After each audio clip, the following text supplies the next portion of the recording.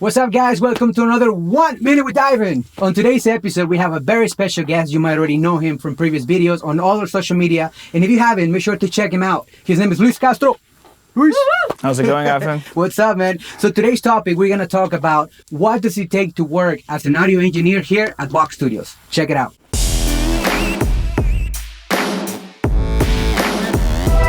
That's right, guys. So today we're going to talk about what does it take to work here at Voxx Studios. And with me, I have Luis Castro, our very elite engineer. What's up, Luis? How's it going, Ivan? Very good. I'm excited that you're here. Me too. I'm ready to learn. So as you guys already know, we get emails constantly about wanting to work with us. You know, a lot of engineers that just moved into town or they've recently graduated school and they want to look for a job. So what does it take to work as an audio engineer here at Voxx Studios? So to work as an audio engineer here at Voxx Studios, I like to think that there's like two factors to it. You have the human factor and you have the technical factor. Let's start with the technical aspect.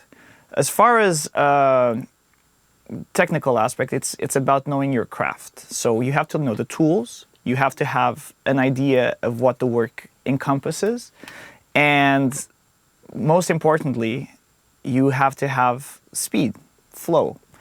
So because time is money and every minute spent at the studio, there's a lot of people working, and so you want to make sure that you're pushing the session forward and not holding it back.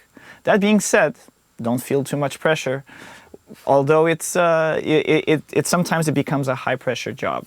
For as far as technical aspects, you need to know the tools that you're working with. You need to know how to bend the machine to your will, so to speak.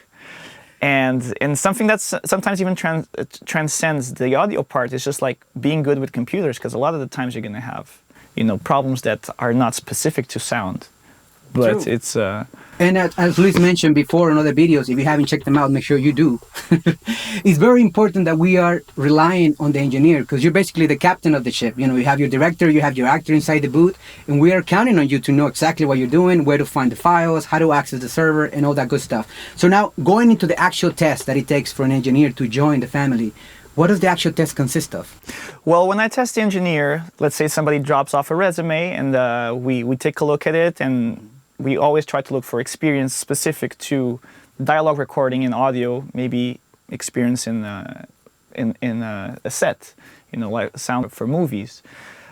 Music is totally fine. I'm a musician myself. I didn't have any experience coming into this job, and you can kind of cross over because the tools are the same. When an engineer comes, let's say they pass, they're good, the resume looks good, and we decide to have him in for an interview. I like to test him on his sort of problem-solving skills. I know it's a little bit of a pressure because you have a guy like looking over your work and expecting you to deliver. His or her, we're open to diversity here. Let's Guys use the girls. they pronoun. So when they come in and they have somebody watching over how they work, it's kind of a sort of an awkward pressure situation, but it's kind of part of the job, because we're not testing for for a normal super slow situation, because time is money and a lot of these sessions are very fast paced.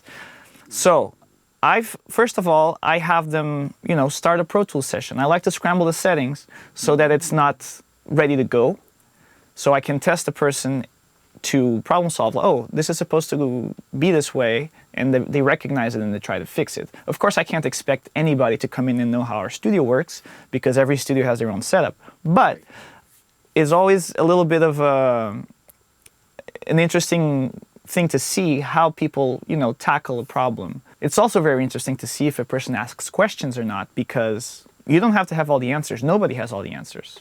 It's my job to have most of the answers, but don't expect me to know everything about everything. That's pretty much impossible. So I can't expect that from anybody, especially somebody who is starting out in the industry and wants to get in. But let's just say, very practically, that you know how to set up a session. You know usually to follow a guideline of settings. If the session says, let's record at 44.1 kilohertz or 16-bit versus 48/24-bit, if you can follow these instructions, create a new session. If you can set up the inputs and outputs, if you can send audio to a set of headphones that's in the isolation booth, if you can place the microphone, and most importantly, if you can manipulate audio on the fly, if you can edit, if you can cut and paste, if you know how to sync it to picture, because that's kind of, that's one big part of the job, is to be able to record and to be able to see if that fits or not, and be able to do these adjustments.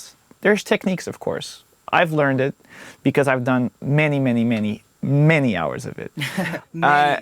And so you sort of develop this intuition and this sense that when stuff works and versus when stuff doesn't work. And you can't expect people without that experience to have it, just like that, like a full seasoned veteran would in a similar situation. But we're always trying to find these cues and how people tackle these issues. If you don't know, ask questions.